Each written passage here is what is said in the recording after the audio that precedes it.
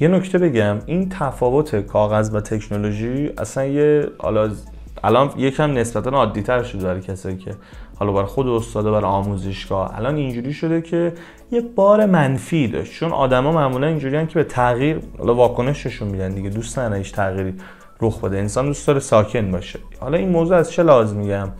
اون اوایل که امتحان اومده بود اینجوری بود که خب نبود مثلا کامپیوتر خوب برای امتحان دادن، نبود این سنترهای آماده نبودن. حالا الان بیشتر شده، مثلا خیلی‌ها تو شهرهاشون مثلا آزمون ماک آنلاین نبود، یا ماک مثلا کامپیوتری نبود که برای اونجا امتحان بدن بتونن آماده شن. خیلی از شهرها اینجوری بود که آقا خب ما الان همون آزمون کاغذی اینجا به زور هست، مثلا 3 جا کلا میگیرن و ما حالا اگه بخوایم آماده بشیم اینجا هست. مثلا این موضوع بوده. یا حتی همین الان مثلا این موضوع که تو خیلی از شهرها مثلا هنوز دسترسی کامل نیست برای کسی که بخواد آزمون آیلتس بده، یا باید بیاد تهران، یا باید مثلا بره تو سنترهای شهرهایی که مثلا وجود داره. دسترسیش نسبت به قبل خب خیلی کمتر شده و خودش هم یه حالا هزینه مسافت داره، بالاخره هزینه رفت و آمد داره.